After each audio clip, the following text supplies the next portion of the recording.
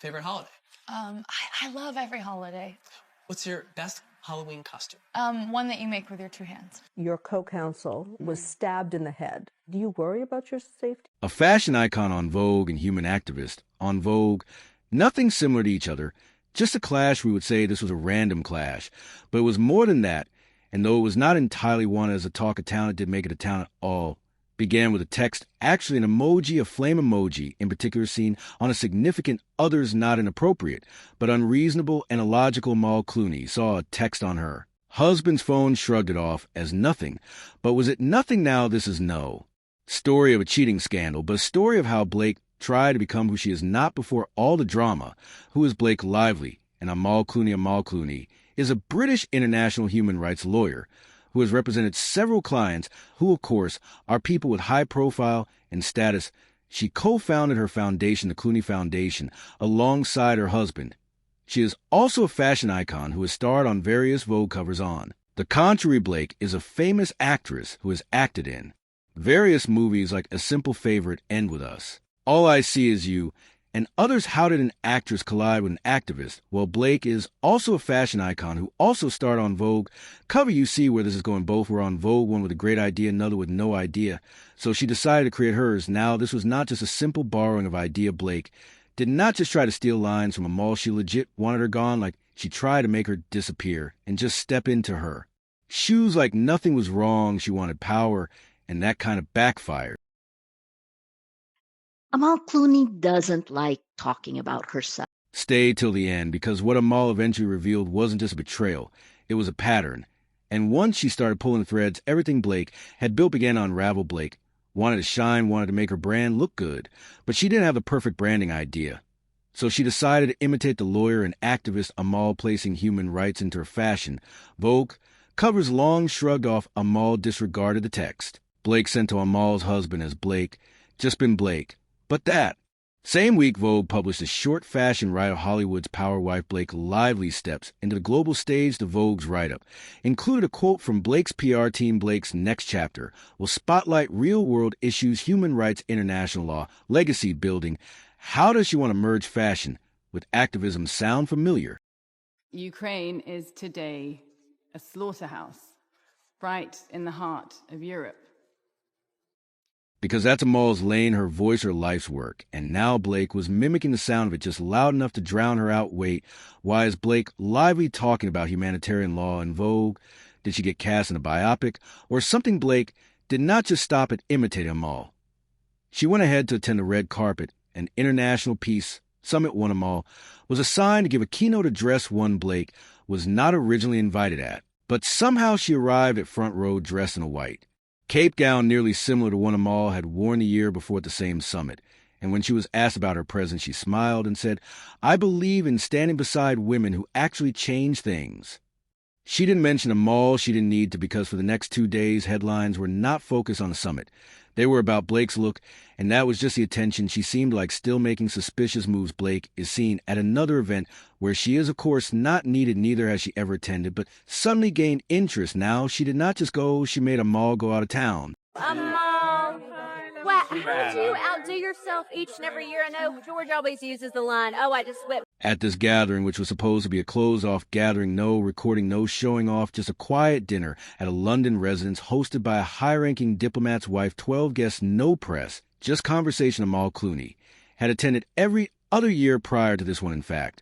But this time her name wasn't on the list. The hostess reached out a day later, confused, after noticing a mix-up. "I thought you were out of town," Blake said. "You had pulled out." But Amal, hadn't she never declined? She never even knew the event was happening. And guess who was seated 2 spots from George Clooney? Blake. Same table, same smile, same dress code. Amal brought into line years ago for that event. She didn't just take her place. She tried to replace her by doing exactly what Amal does. How is Blake Lively in rooms with diplomats, lawyers, and rights advocates? Now, like she starred in a few thrillers, and now thinks she is Amal. That night, Amal didn't confront anyone. She didn't call the hostess. She didn't text Blake. But she did something else. She unfollowed 3 people connected to the event. And when she was asked by a journalist 2 weeks later if she felt the industry blurred the line between activism and performance, she just said, "Some women do the work, some perform it." She never said a name she didn't have to 3 months past, no public drama, no articles, just Whisper's private lunches where Amal's name was mentioned with hesitation, like people were testing the waters. This was Blake's desire for Amal to be whispered about like she is plague, and then slowly disappear. This thrill led Blake to continue with her plan.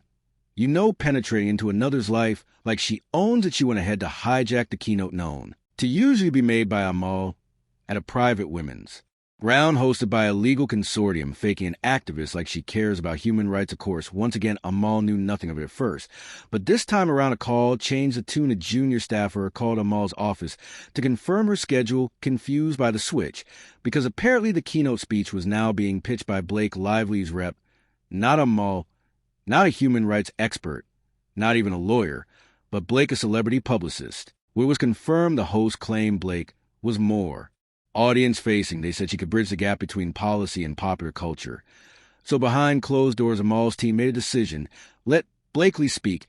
Let her try to speak to an audience, because sometimes the best thing you can do with a performer is give them a live mic. The day comes Blake Lively, standing high and mighty, gives a 6-minute speech on due process and international conflict resolution, like someone who researched on the topic 5 minutes to the time the speech was to be given. Whereas Amal Clooney, well, they wanted an audience-facing person to give the speech, and she did. Blakely's speech was unbelievably awful for someone trying to steal another person's show. She might as well try to practice well before making it public. Well, she still got attention, because her speech made headlines, not the good kind or a mispronounced acronym, a quote that wasn't hers, a reference to having empathy for everyone, both sides it was, said that one representative reportedly. Turned to a colleague and whispered, "She sounds like a TikTok therapist." The video hit 2 million views in 24 hours, not because it inspired people, but because it showed just how far the illusion had gone. Blakely wasn't stepping into activism, nor was she interested in assisting people in terms of human rights. She was stepping into another's shoes, and it didn't fit. All these happened, and Amal hadn't even put so much as a little energy to fight back. Blake was losing, and she could not afford so. It happened backstage, after the panel, after the awkward applause and dozen forced compliments. Blake Lively was talking to a producer loudly, louder than she thought, and someone nearby heard it. She said, "I just think Amal's whole brand is built on silence. It's elegant but not very effective." Those words made it back to Amal, not through gossip, but through the event's own internal transcript, where a staffer had flagged it under post-event observations. And when Amal saw that she said nothing, she simply forwarded it to a friend, a journalist, and within a week a profile appeared in the Atlantic, not on Amal, not even about the event. It was titled "Weaponized Elegance: How Silence Can Still Shatter a Room." The article never mentioned Blake, but one line stood out: "When you mistake poise for passivity, you're not underestimating the woman. You're exposing yourself." This Atlantic piece is the most Amal-coded clapback I've ever seen. From that moment on, Blake's name started vanishing from rooms. Speaking invites were postponed, sponsorships reevaluated, and one high-profile summit issued a statement: "We believe in advocacy, not appropriation." No names, no accusations, just a cultural reset in motion. And Amal, she was never quoted, but suddenly her old interviews were being reposted, old speeches reshared, and one clip went viral with a single caption: "There's real work, and there's rehearsal. There are some things you can't prove, but in this town you don't always need proof. You just need one person in the right room to say she did it." And that's exactly what happened later. On a private memo, flagged confidential, circulated quietly among staff at a humanitarian legal summit, Amal had spoken it just months earlier. Someone anonymous had tipped off a journalist the message checks who sent the Morocco footage to the Daily Mail. It didn't come from inside. That footage, the emotional clip, the one of Amal helping a refugee child to safety in a no-camera zone, the one that somehow leaked, got picked up, and went viral with a headline, was Amal Clooney's hero moment, staged for months. It was just a question of shadow, but now people were whispering something else entirely. What if it wasn't Amal who leaked it? What if someone wanted to look like she did? So, to be sure, it was decided the video should be traced, and when a journalist ran a metadata trace, the sender was not a legal team member nor a camera crew, but was associated with a brand PR firm that had just partnered with Blake. Lively people forget metadata exists, and unfortunately for Blake, she did. That refugee clip wasn't leaked by Amal's team. It was sent through a third-party PR account tied to a Lively Cosmetics rollout the same week. No one accused Blake, not publicly, not even Amal. But when Amal was asked quietly if she wanted to issue a denial, She declined her team, said only one thing: we don't correct projections, we just outlast them. And the next day, Blake's brand launch was quietly pulled. From Sephora's homepage, no headline, no announcement, just gone. Like it was never there, it wasn't a statement. It wasn't a tweet, it wasn't even a quote. It was a single photo snapped from the crowd, no red carpet, no filter. Just Amal Clooney standing alone at a UN event in Geneva, no glam team, no makeup, no husband, just her wearing a black suit, holding a folded document in one hand. And in the other, Blake, Lively's brand PR packet folded, crushed, unmistakable logo visible in the Zoama didn't shot. She didn't throw it, didn't say a word, but the body language the folded. Paper to press badge around her neck. That was the mic drop, because by the time the photo went viral, the caption had already been written for her. She knows. And she's not playing any more. This Amal Clooney photo from Geneva is basically a press site takedown of Blake. Lively, the packet, the suit, the look. This is how lawyers drag people. They don't shout. They quietly take you down comment sections. Exploded. She brought receipts. Literally, this is Amal's way of saying, I see you. She folded that thing like it was garbage, and for once Blake's side had no response, no denial, no publicist spin, no carefully worded Instagram story, just a 72-hour silence. Then Blake's team made one quiet change. The PR firm involved in her brand launch was removed from her website, and in a deleted comment on an archive fan post, someone wrote, she knew exactly what she was doing, she just didn't expect Amal to stay that calm. After all that, Blake didn't exactly want to go down like that. So she invited herself to speak at an exclusive panel titled Power and Poise, redefining the female public voice, hosted at a private media summit in London. Closed room, high-profile women, only press access, curated seats. And guess who was listed as the final panelist? Amal Clooney. They weren't seated together. Blake came on early, soft pink dress, PR, smile notes in hand. Amal arrived late, wearing black, no makeup. And when she sat down, she didn't even look in Blake's direction. 25 minutes into the panel, the moderator asked, how do women in the public eye protect their message when others try to borrow it, twist it, or sell it? Blake answered. First, her voice was calm, practiced. I think when women grow, it's natural for others to see that as competition, but we don't need to apologize for being seen. The audience nodded some applause, and then the moderator turned to Amal's silence. Then she said, the issue isn't being seen, it's using someone else's mirror to reflect your own light. Blake tried to spin it, and Amal responded like a human lie detector.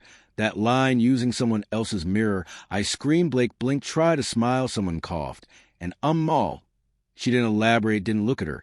She just sipped her water, adjusted her sleeve, and looked toward the next question. No names, no call-outs, just precision. And the clip had hit 4 million views in 6 hours. That wasn't shade, that was legal precedent, she said. Amal, that is, you can't steal grace and hope it fits. This is why you don't cross a lawyer train at Oxford. And the most brutal part, by that evening, Blake had removed all references to the summit from her Instagram. The quote, however, was printed in full by The Guardian. The next day, it didn't come from a tabloid, it didn't come from a podcast. It came from a private email, threat one, that never should have reached the press, but someone maybe from Amal's team, maybe not, hit forward, and 12 hours later it landed on an anonymous Substack. Buried inside a longer post titled PR Games. In the age of elegance, no names, no images, just a text. But those who read it knew exactly who it was about. Here's how it began. Read Strategic Alignment Memo, Q1 Visibility, boosting March 2024. As discussed, we're suggesting Ms. L engage with upcoming nonprofit campaigns where Mrs. Z has built public credibility. Then in terms of digital optics, Ms. L should mirror tone and dress with a softer posture and phrasing, and then consider adapting Mrs. C's 2023 UN quote about quiet resistance for upcoming interviews. She hasn't. Copyrighted the phrase in the document. Didn't say Blake, it didn't say Amal, but everyone connected the dots. A woman, Ms. L, being coached to literally copy Amal's speeches, posture, branding, even her quotes. And when that hit 10 to 5 was instant, that email thread telling Blake to copy Amal's UN quote word for word. She wasn't just chasing clout. She was blueprint stealing. Someone dug up the original UN quote from Amal's Geneva appearance, and then they played a side-by-side clip of Blake saying the exact same words in a Glamour UK profile interview, word for word. Quiet resistance isn't silence. It's a strategy disguised as stillness. Amal said it first in a speech about displaced women. Blake said it while talking about being a misunderstood actress. And when Amal was asked for comment, she didn't respond. But 2 days later at Columbia lecture, she opened with this, I'm often asked if imitation is flattery. I think sometimes it's desperation disguised as admiration. She didn't smile, she didn't. Explained she just turned the page and kept reading, and that's when the internet exploded Amal Clooney's Colia lecture this morning, that desperation disguised as admiration quote, "We're going to need an oxygen tank." By the time April came around, there was nothing left to expose. No one needed Amal Clooney to tweet to post a clapback, because at that point she didn't have the industry was already adjusting internally. Campaign directors were shifting their language, avoid overlap with L's current positioning to derivative. If Clooney is attached, do not pursue alternatives unless clear by legal translation. If Amal was involved, Blake was off the list, and that's when it happened. George Clooney, her husband, her shield, her global partner. He spoke. It wasn't dramatic. It wasn't loud. Just a short clip from an industry Q&A at the Skull Foundation. Someone asked, "Do you think influence can be borrowed?"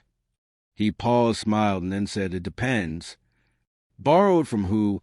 If it's my wife, good luck surviving the interest rate.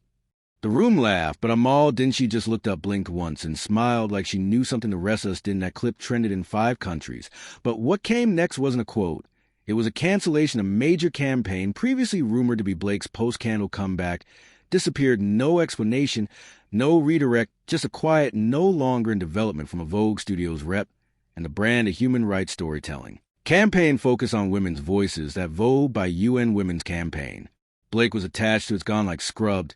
And guess who it was originally built with? Maul. You see, that's how this story ends, not with a headline, not with a fight, but with Blake realizing she hadn't just crossed a woman, she crossed a wall. And Amal, she didn't raise it. She became it. She didn't have to slam the door. She just stood there and let the room go quiet. It didn't end with scandal. It didn't end with a lawsuit, a press tour, or even an apology. It ended with nothing, no statement from Blake, no response from Amal. Just silence, the kind you feel when the story has already been written without you, because Blake Lively had played the wrong game with the wrong woman in the wrong industry. This wasn't Hollywood. This was the world of real power that doesn't perform power, that doesn't tweet power, that doesn't respond because it doesn't need to. And Amal, she never mentioned the flirty emoji, never brought up the campaign Blake accidentally copied or tried to, since we already know. It's the same, never told the story about the message Blake sent George at 247 at midnight, the one with no words, just a photo, because women like Amal don't tell those stories out loud. They just make sure those stories never get repeated. The final twist, a leaked agency memo from the same European Law Foundation that had previously backed Blake's global storytelling deal, now blacklisted her from all upcoming ethics-based campaigns. One line stood out: brand identity, compromise, recommend. Disassociation. Can't believe it. I just saw the internal drop. Blake Lively's branding deal with the LS was dropped with the note: compromise, integrity risk. I'm all strikes again. And she never even posted by the time April closed out. Blake had vanished from 3 projects. Her Vogue cover pulled. Her documentary cameo was replaced. Her silence is now permanent. Amal, she didn't win a fight. She erased the need for one you don't need to. End someone loudly if you make the room too dignified for them to. Return. She tried to enter Amal's world and forgot it wasn't staged, because this wasn't a feud, this wasn't a drama, this was a warning. And for once, Blake Lively heard it loud and clear: when the woman you're mimicking is used to dismantling regimes, maybe don't copy her campaign slogan or her style. You want more of this juicy cover stories? Make sure to like, share, and subscribe.